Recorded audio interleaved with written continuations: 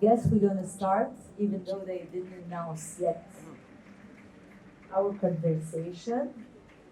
So our conversation today is going to turn around the idea, what makes an artist? Is it only his work, or the different intervention of of course, the market, the galleries, institution, auctions, collectors, investors. So you have so many different participants in the career of an artist that can make him or sometimes destroy him, because it's sometimes very heavy to be burdened by the way of the investors and the idea of having people absolutely asking artists to produce really intensively because they are waiting for buyers, or they have a list of collectors. So here we are. I'm going to present our comment on dit invité? Guests. Thank you. Thank you. So we're going to start by Hady Sy. Hady Sy, he is from Senegal and Lebanon. On va le faire en français. Do you mind if I do it in French, or you want it in English? Do you prefer in English? English, okay. He is from Senegal, Lebanon, and France. He lives between Lebanon and New York. And he mainly works as a legist, meaning he works with all the very new technologies around what, a lot inspired by the news, what happens. He is very interested by the social and human issues. So he made, let's put it this way, the first exhibition that made him well known more on an international level was in New York, and it was We Trust, In God We Trust. That is, and now he is presenting a very beautiful installation in front of the grave. It's the Wall of Hope. And it's, all, of course, a wall which is a metaphor of what's happening today with all the immigrants, but a broken wall with an open door. Alors, Richie Haykel defines himself as a fanatic Lebanese collector. He mainly wants, and he mainly is interested to support Lebanese artists, and also now he is intervening with the museum in order to help all the infrastructures and everything regards the production or the customs to make it easier for the Lebanese artists to import, export with an organism that is called BEMA. He will tell you more about it. Alors, Elena, I've met Elena because she's she works with the gallery Primo Marella in Milano, and they have a really wonderful group of artists, and they started before everybody else 30 years ago presenting Chinese artists before it was the trend of the Chinese artists. So it's not a mainstream gallery. It's more really a gallery of discoveries, and they take risks. And of course, after the artists become known, like Joel Andrea Minnesota, who was presented this year at the Biennale of Venice, and he had really a wonderful installation. After, I'm going to present Valérie Arcache. She is Lebanese and third generation auctioneers, mainly specialized in Lebanese and regional artists, and she's going to talk about the evolution with what happened with the artists of this region and how things changed. Marianne is the member of a committee for our fair, and she is a known curator. She was the curator of the Bamako Biennale in 2015, and I discovered her work with a wonderful exhibition she did at the Vils in Brussels. And then voila. And the main thing we're going to talk about today is how the work of an artist becomes known. Is it mainly only the mainstream artist, or you can be someone different? Is it mainly the artists coming from the States or from Europe that are making it, or an artist coming from emerging countries, African countries or Middle Eastern countries can also make it? So we're going to start already with Marianne, who's gonna talk and tell you a little bit, because we talked about it today, as a matter of fact, about the idea of a good artist is not necessarily an African artist or a Lebanese artist. A good artist is just a good artist, and we have to take out the labels and the identities. It's hard. Hi, everybody, and thank you for attending this conversation, and thank you, Joanna and BEIRUT Art FAIR, for the invitation. It's always difficult to start, and it should have been an artist, to my opinion. But it's like very interesting that you asked me first, before the artist, because I think that we all speak in the name of the artist, and we should leave them more space, and that's the meaning of the conversation. So, but it's important what I say, because I really think about how do we act and how do we contribute to change the gaze, or to decenter the gaze, or to put the emphasis on artists. And I would like to speak about my experience and how I envisage my mission as a curator. So I would say that my work is not to put work on the wall. It's probably more to create a space for artists, a space of freedom. When I think about exhibitions, is how I can create first a space of freedom for artists to work and to show their work. But second is how I can bring new voices, how I can maybe contribute to underrated artists or unseen artists to be discovered. And this is very important. So I'm based in Paris, and in France I have my reputation is to be a specialist of contemporary artists from Africa.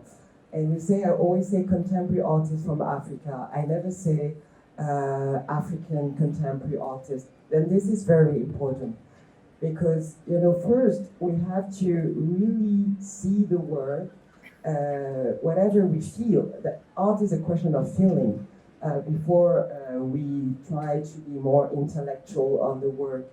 But if you start to know that this artist is African, this artist is this artist is that, then I think you start to have, we all have preconceived ideas of what is a Lebanese artist, what is an African artist, what is this, what is that. So I think we should first start to forget about that and look at the work.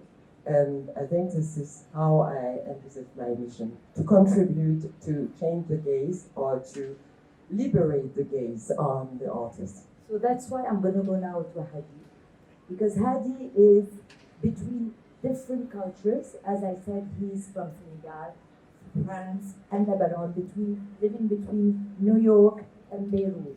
So is it very edgy and complicated for an artist to be, as you, multicultural? Do you have issues with your identity? Do people ask you about it?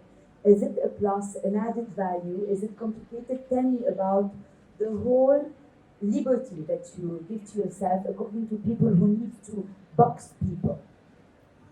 I'm going to try to speak without a mic. Can you hear me? No. No? Even me, Hi. First of all, I'd like to answer the first question of the title of the debate. What makes an artist?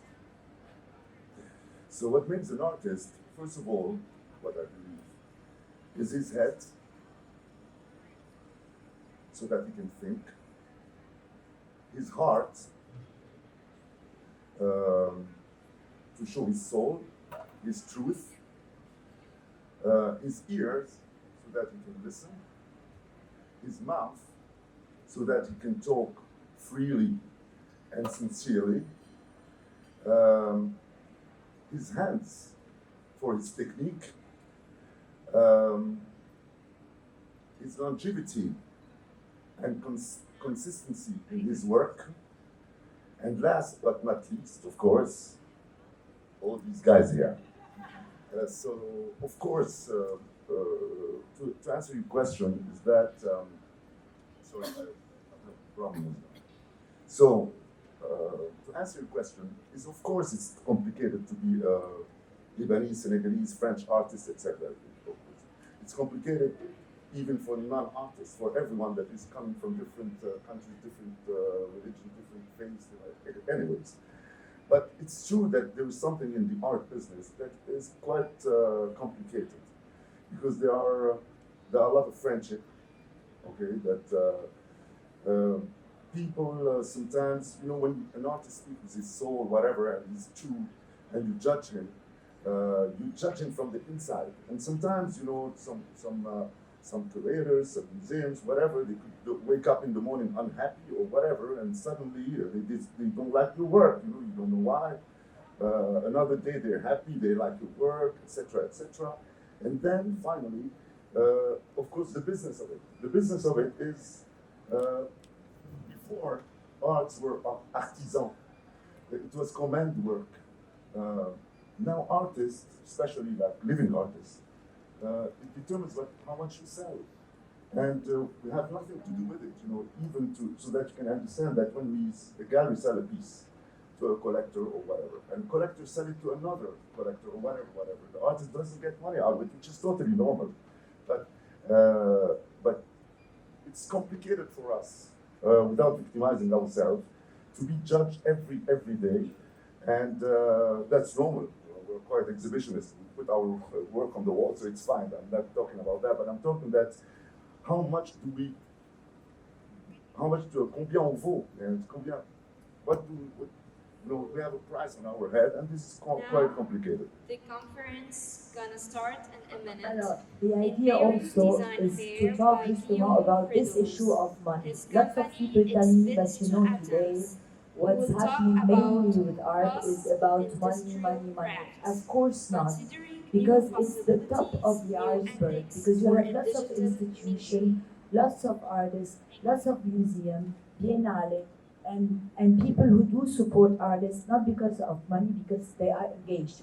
We see about the top part of it because of the auction and because mainly the magazines and people communicate about it. So here we have a collector who doesn't care about what it is, about money or not. He is somebody who's really, as he says, very fanatic about defending Lebanese artists. I think it's very important to talk about the link between art and money and art and this market.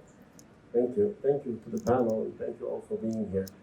First, I'd like to start by saying that my answer to the question is what makes an artist is his art. Her art, his art, and art can be conceptual, can be modern, has many different ways of being art. So it's a question of taste and what people like. However, I'm sad to say that I'll talk about Lebanese art contrary to contemporary African art or multicultural art, because I think we lack a lot in terms of government and in terms of a state that doesn't exist. And sadly, most of the Lebanese that make a substantial amount of money start looking at the Koons and looking at the West and being ashamed of their heritage and of the art that we produce in this country. And the artists in this country are amazing. They have lots of talents. They have lots of abilities. And I think we need many more, as they say in French, mécènes, or sponsors. The galleries are profuse. The collectors are a lot. And the artists are many. Sadly, we tend, when we make a certain amount of money, I'm not one of those, I wish I was, but when you do make that kind of money, you always look to the West and you see it as an investment. You're going to hang the thing on your wall and you're going to look at it every day. You might as well love it, first and foremost. And second, most of these people have made their money in this country, of these people. It's not bad to collect Western art and bling-bling art. It's not bad also to support your own community. So the BEMA initiative, which is the Beirut Museum of Arts, is going to be providing a platform. We also have Sheikh Jawad Adra in the back, who's done the Nabu Museum in Shikha, and I highly advise everybody who hasn't been to go see it. It's a beautiful museum. We lack institutions to provide pedigree to the artists in our country.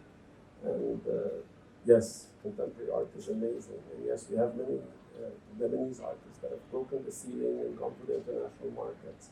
And we're very proud of them, but we should also be helping the new ones who will be looking to break the ceiling. And sadly, our government works against us. Artists are taxed when they barely have enough to buy the paint or the parts that they need to do their art.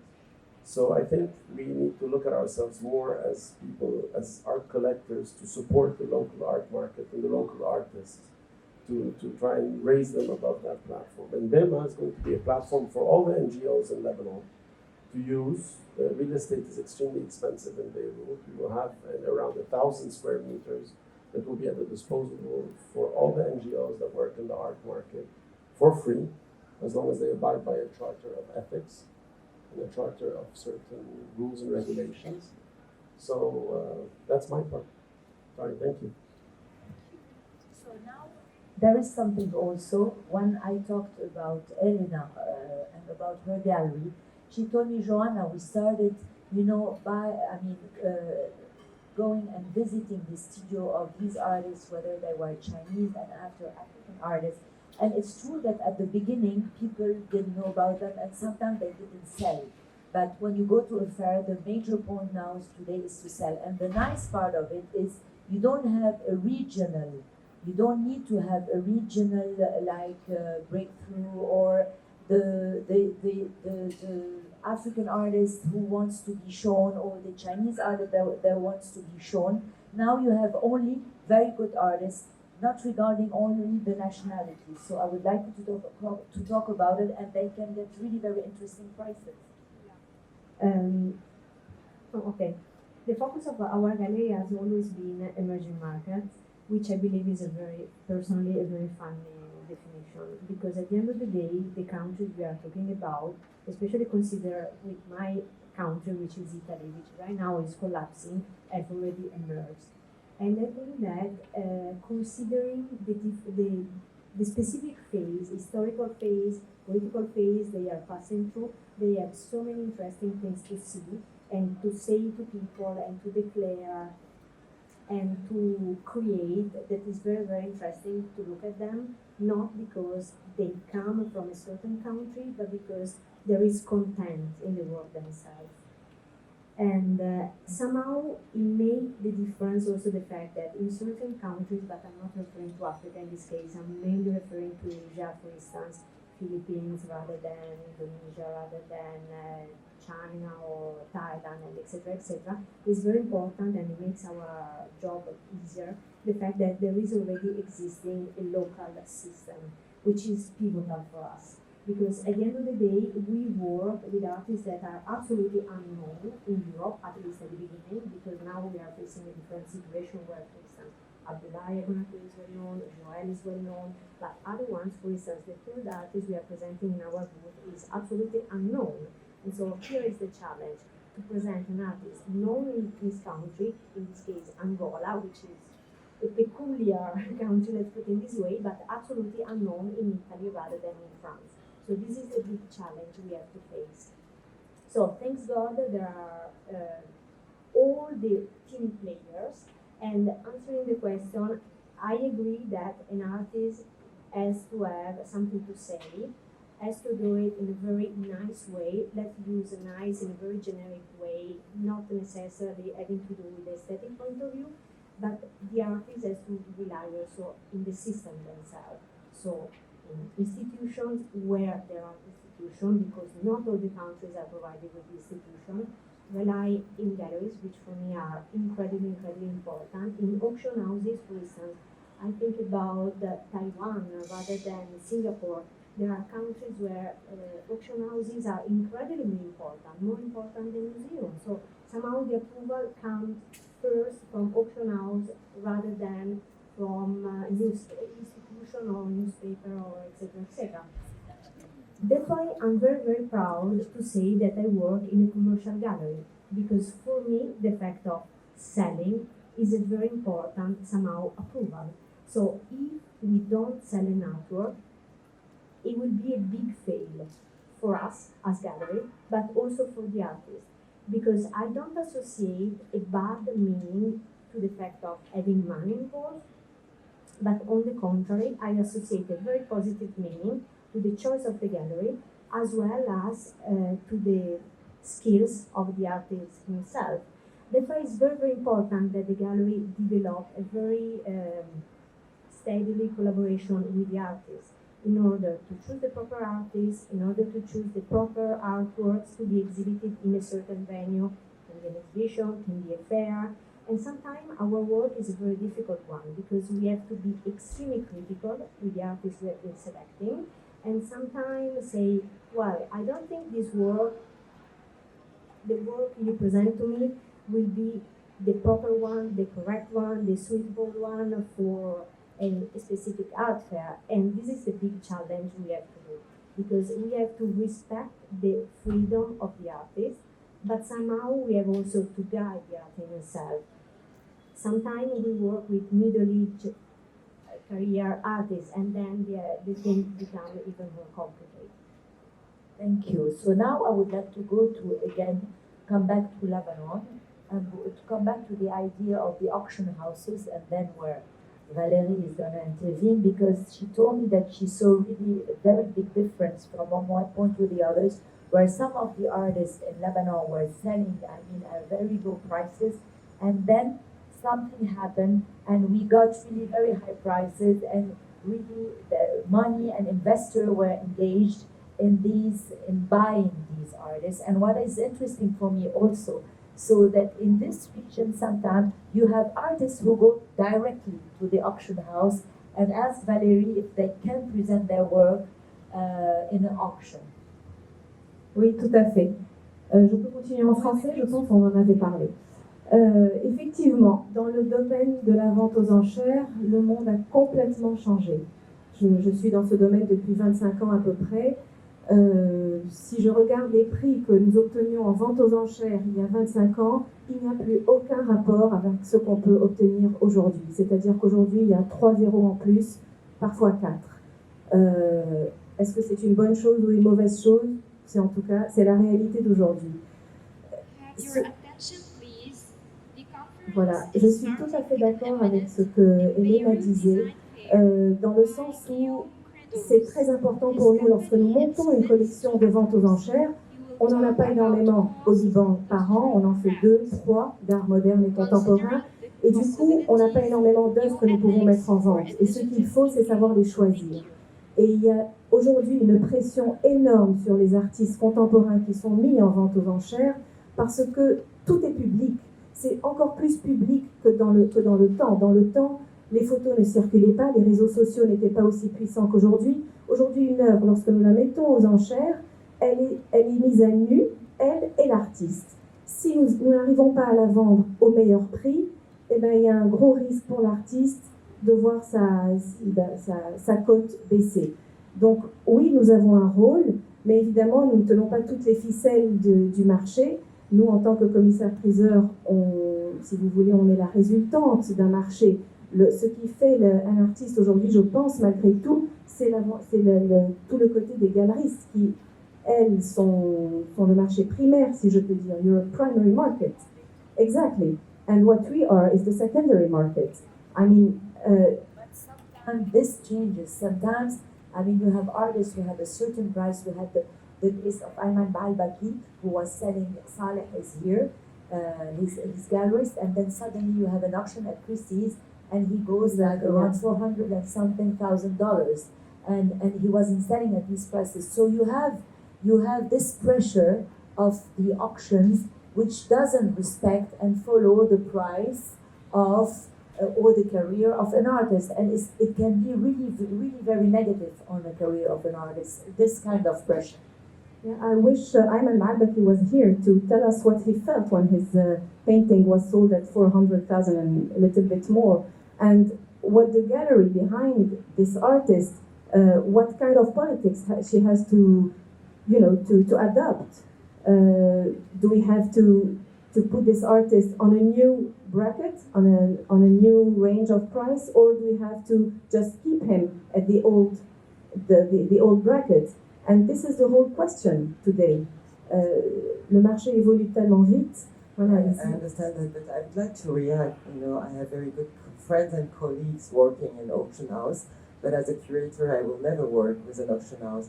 I truly believe, and I will insist on that, the work the galleries are doing is crucial.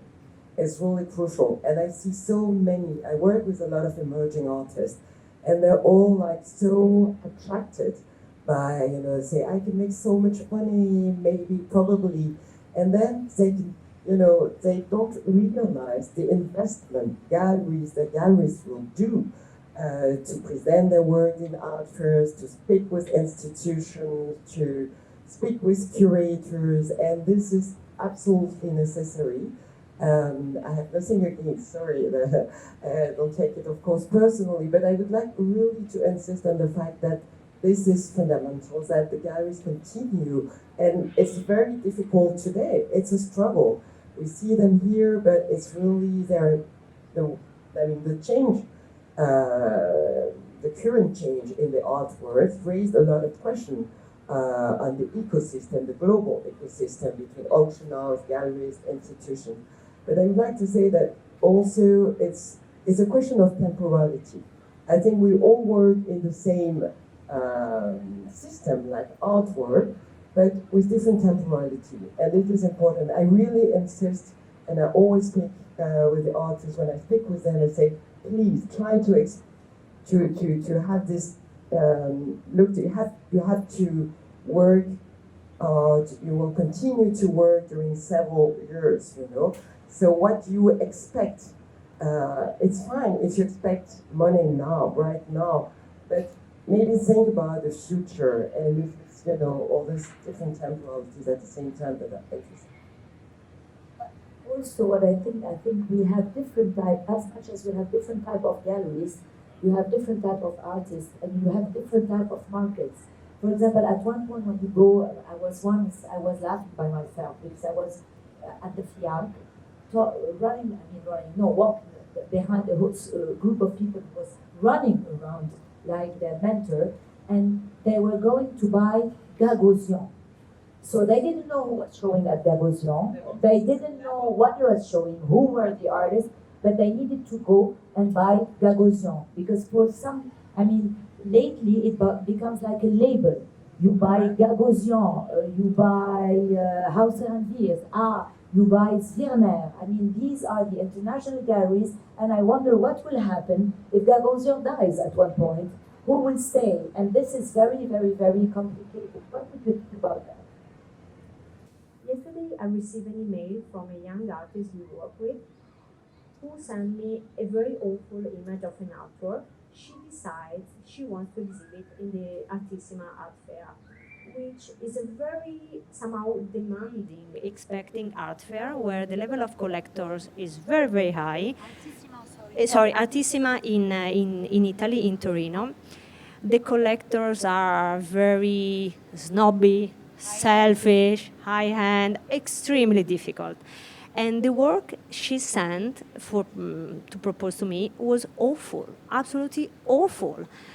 And so I have to find a nice way to say to her, how can I present such a bad work, which would be embarrassing me, but most important, would be embarrassing for you, because my job is to promote you. To promote you means not only to work with institutions and blah, blah, blah, which I take it for granted. The only thing is the fact that in Italy, basically, there are not institutions able to buy. So we are not like in France, Frank, Drac, etc., etc. So for us, it's pivotal to sell to leading collectors, because the leading collectors, private, are the only one who will exhibit those works. So what should I do to this artist? She was very honest in her intention, but she doesn't have a clear idea about what an appealing work should be. And with appealing, I mean having something deep to say. Because at the end of the day, what we sell is not necessary. Is absolutely unnecessary. Is a looks. However, I think that my work is the most beautiful in the world, because what I sell can make your life better. You wake up in the morning, you look at the painting you don't need, and still the painting will make your day better. So, for sure, I think we have to define what do we mean by good art, right? Is good art something that you buy for 10,000 this year and sell next year for 100,000? If that's what you're looking at, there's the stock market. You can buy IBM and blue chip.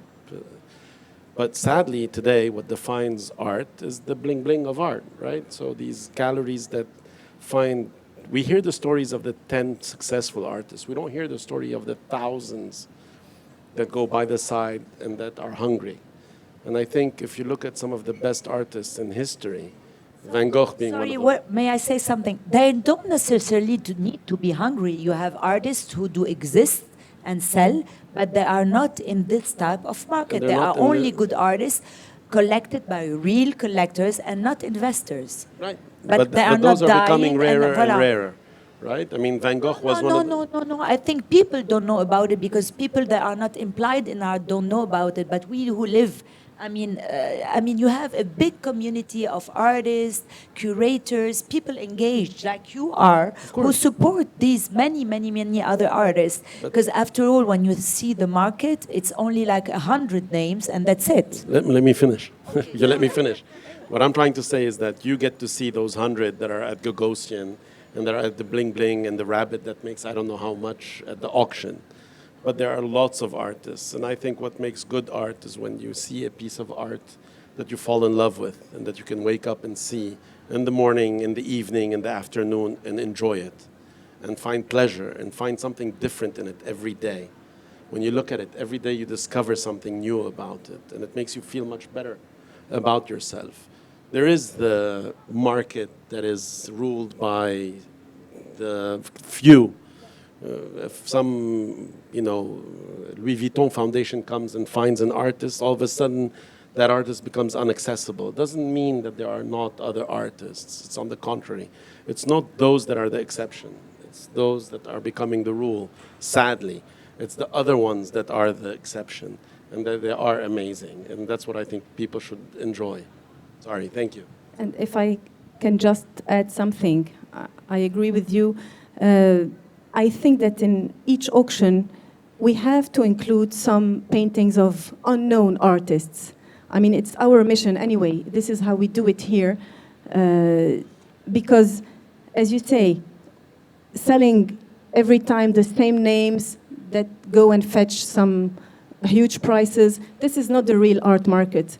Our mission as galleries, as auctioneers, is to expose and to present to the public some new names, new works. We cannot do it on a mass process, but I mean, we have to do this.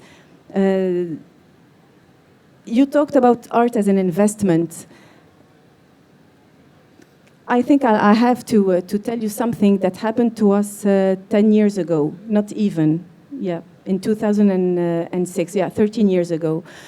It was a time where market was very slow in Lebanon, the Lebanese art market, the public art, the public auctions.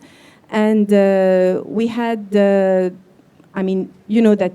we had two big auction houses that opened their doors in Dubai. Before opening in Dubai in 2006, they came to see us in Lebanon just to inquire about the market in the Middle East, in Lebanon, in Syria, in Jordan, etc.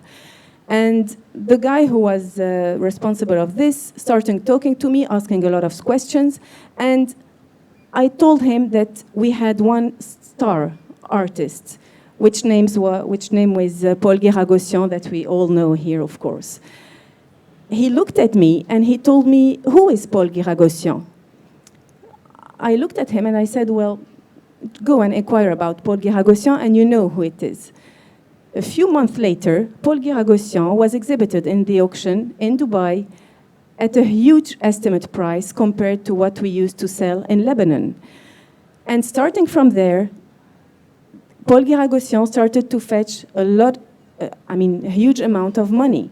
So what I mean is, yes, it's very easy to promote an artist if you want, not easy in a way. A lot of things can be done if you want to promote an artist.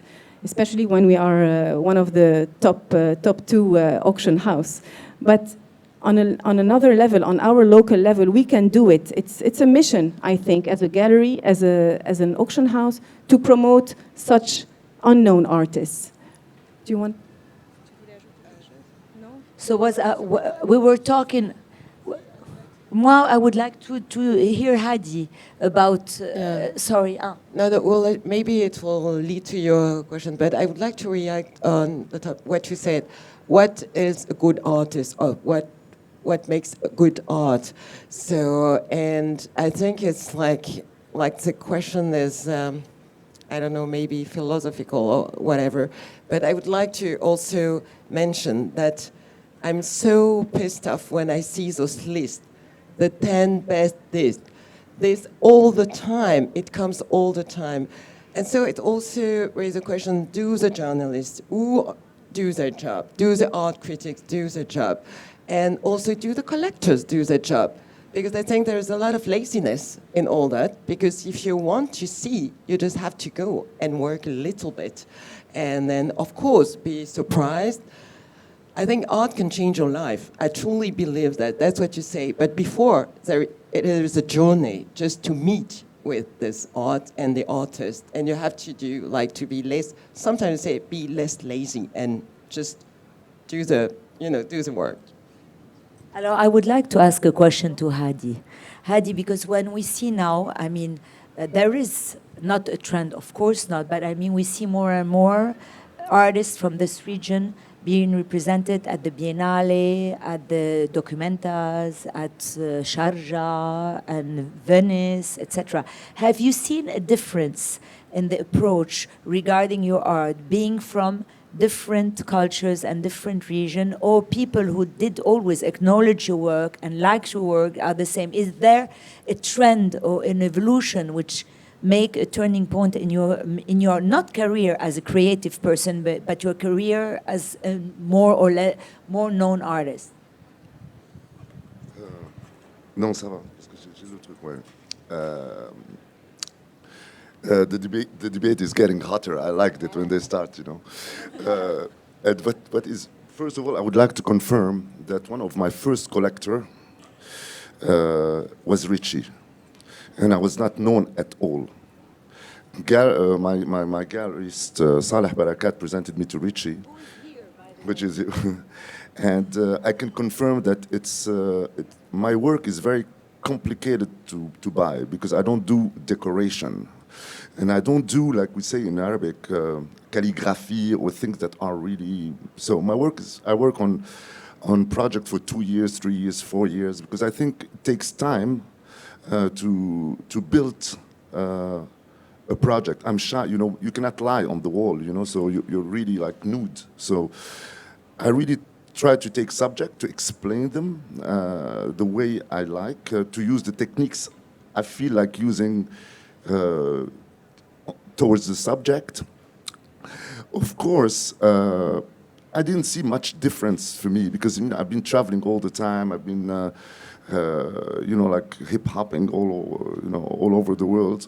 I believe totally what you said, that we don't have African artists or Arabic artists, or it hurts me, because I'm French, I'm Lebanese, I'm Senegalese, I'm a New Yorker, and it's really complicated with museums to say that, or editors. I refuse so much books like African art.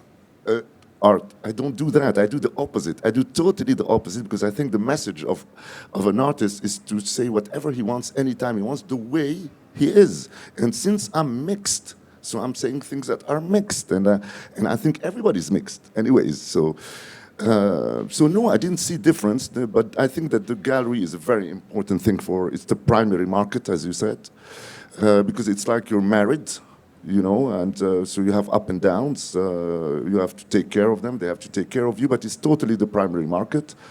And of course, I mean, to come back to your questions.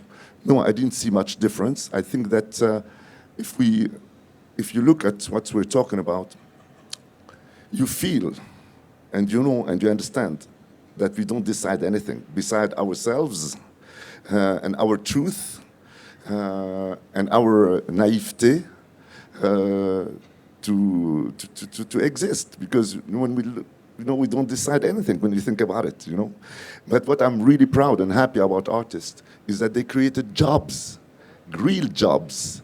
And this is fantastic for you guys, So that's all I want to say. And we're happy to have you.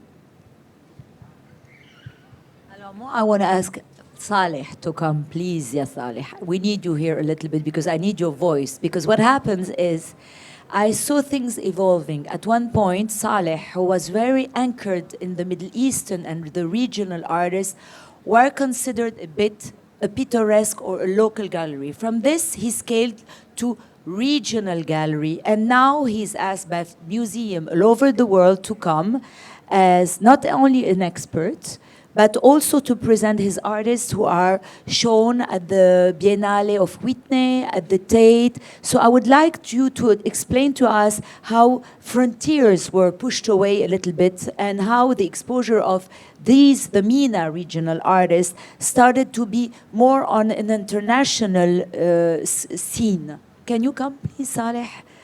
He's a very good talker, by the way. There's a great documentary that's called The Price of Everything by HBO, if you get to watch it. And there's The Curse of Mona Lisa, if you want. Just wasting time till he gets here. Well, I'm here as a spectator. Thank you for this panel. Actually, there are a lot of circumstances that led to what was before and what was after. But in fact, the Western-centric market was very much interested in only the Western-centric thing, and the periphery was not very important for them for a long time, or they considered it as less important. And in fact, with the shifting economies, with new emerging economies, there was new economic powers in the world, in Brazil, Mexico, India, and the Arab world, Russia. And they've started to understand that, and they have their own art, but they didn't have the institutions necessary to promote these artists. And we are still at a place where I think there is a lot to be done. When I started 30 years ago, that was the first thing I discovered.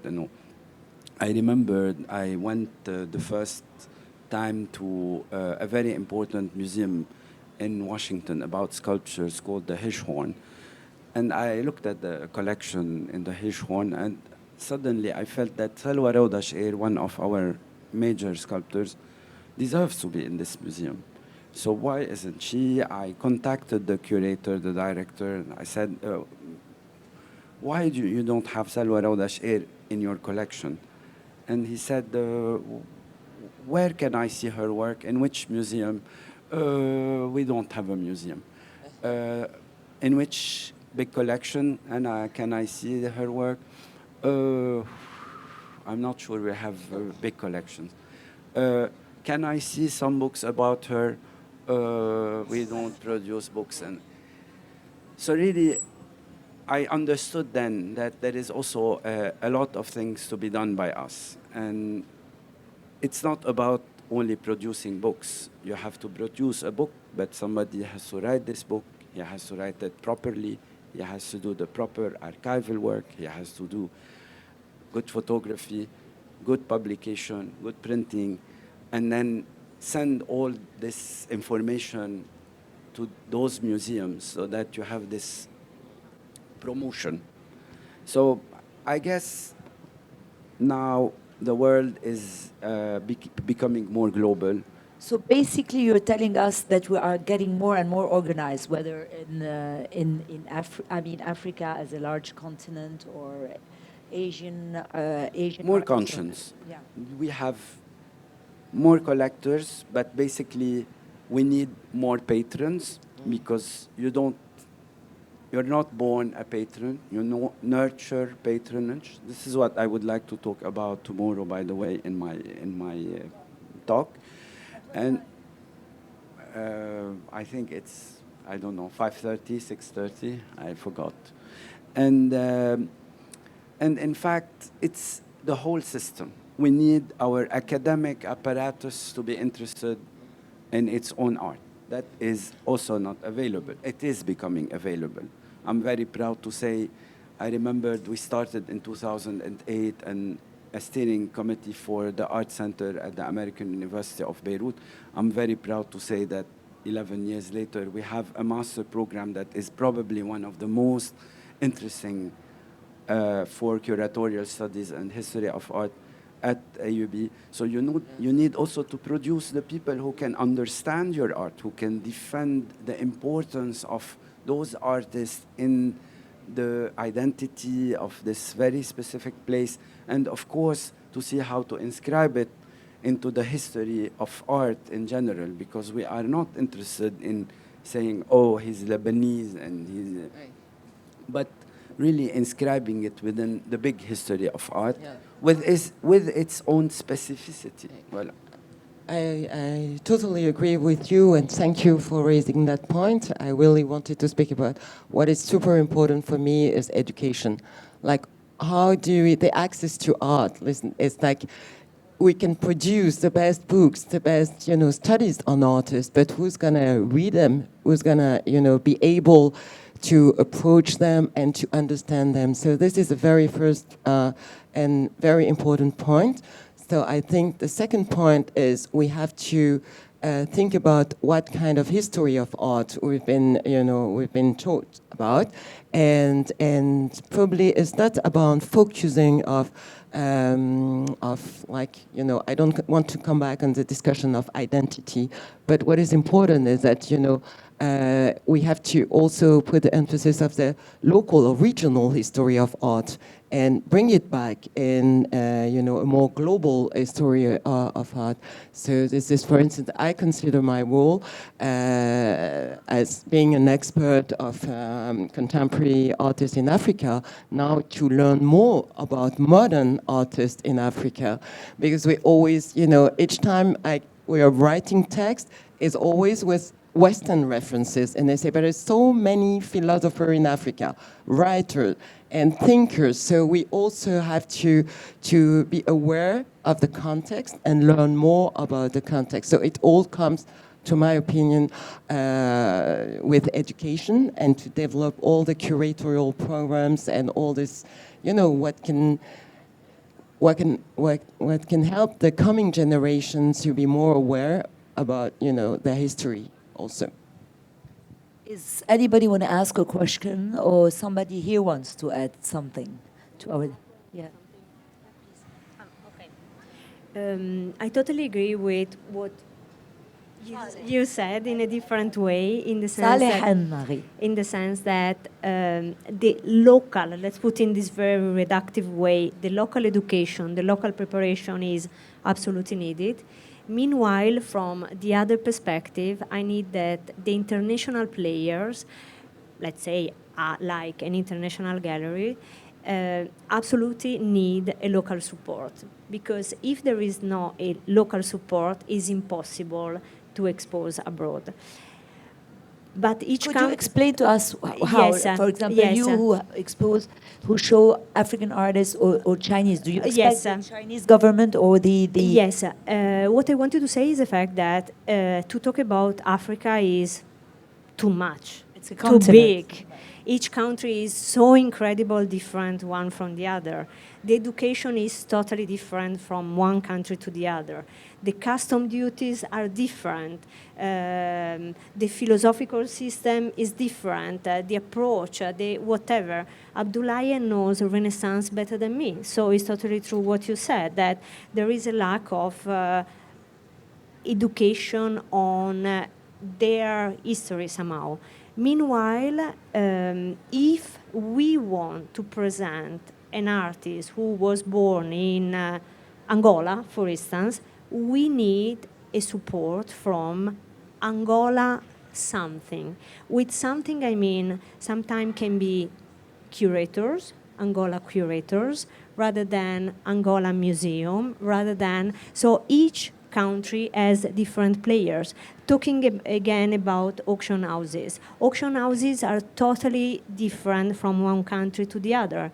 In England, I mean, when I receive a catalog from an auction house, I'm freaking out. Absolutely. I'm freaking out because I know that I can have so many damage from an auction that then I will have to manage the result of the auction. So in certain countries, I totally believe that auction house sometimes fill the gap as far as concern education. Yes, yes.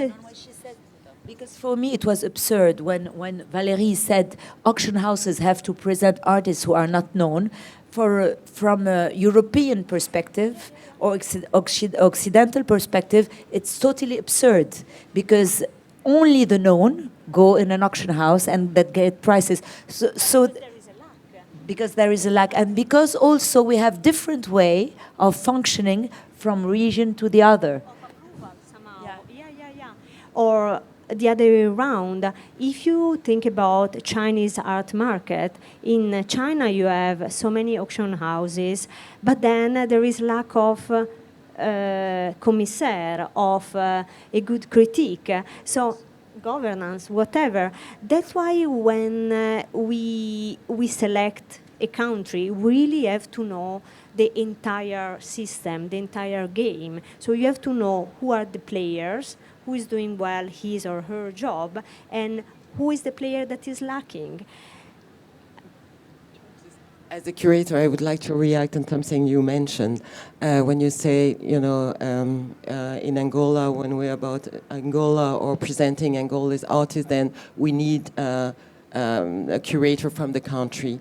I totally disagree with that.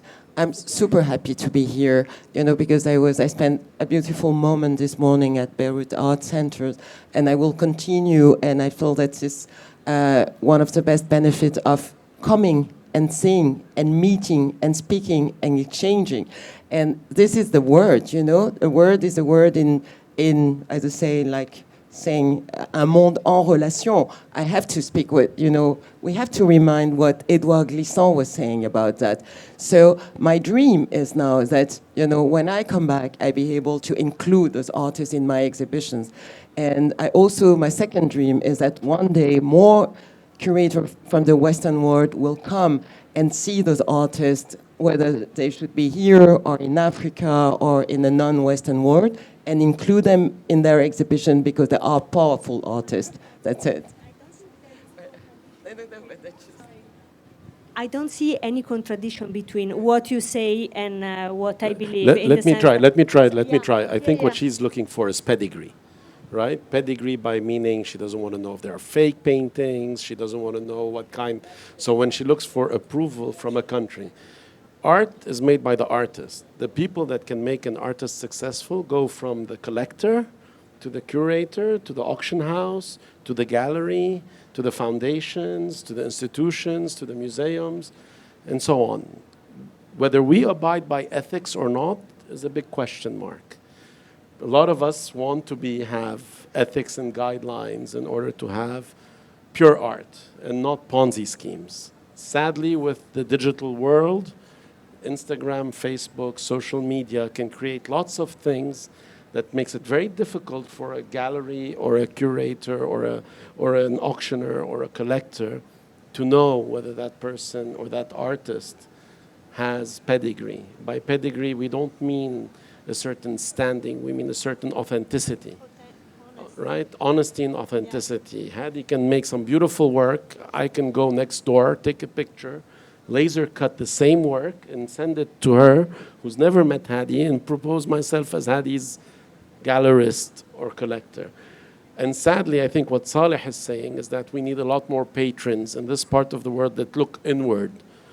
They should collect Western art, and it's beautiful to collect Western art and successful, let's say successful art, because there are many African artists that are successful, there are many Lebanese artists that are successful. But we need certain guidelines and certain rules and regulations in this country. It's sad because we don't have a country. Our government doesn't exist. Our artists pay taxes. Many artists that don't have foundations are lost. And we need to create vehicles to help them create that pedigree for the curators when they come visit to say, well, okay, I believe you. And the gallerists, when they want to represent them, to say, I believe you. Collectors want to buy them to believe in them, and auctioneers when they want to sell them. How many people come to you and say that painting is fake? is there a place where we can go to in Lebanon and say, excuse me, is this, if the artist doesn't have a foundation, it's very hard to say whether it's real or not. Do we have a reference? Saleh worked amicably with AUB and created this. LAU is trying to create a program as well. The Lebanese University has a program. Shouldn't all the universities be the reference when it comes to that? It's not people with interests, it's people with a certain amount of education and a certain amount of pedigree to say this is real or this is not real. We have at Appeal and BEMA a huge program for education to public schools. We did 10,000 students last year, and we're working a lot on exposing students. That's what we all need to do as collectors and as foundations and artists, is spend a little bit of money that doesn't make money and help other people get to understand what art is about. Yeah. Sorry, thank you. And I just want to add, I had a wonderful surprise yesterday here and today as well by seeing all the project with BEMA. And this also raised a very interesting point when we speak about education. It's not, we have to create like our own tools, a new tool, or rethink what the institution, should it be private or public, is here in our country. I mean, here in Lebanon, but I speak in, let's say in the non-Western world, we don't have to copy what has failed in Western institutions. We really have to recreate, invent, imagine new tools. And what the project I saw here that is exhibited here or presented here is absolutely amazing, like wonderful. Thank you so much. I hope you were passionate about our debate. Do you have any questions? Okay. Thank you very much. Bye.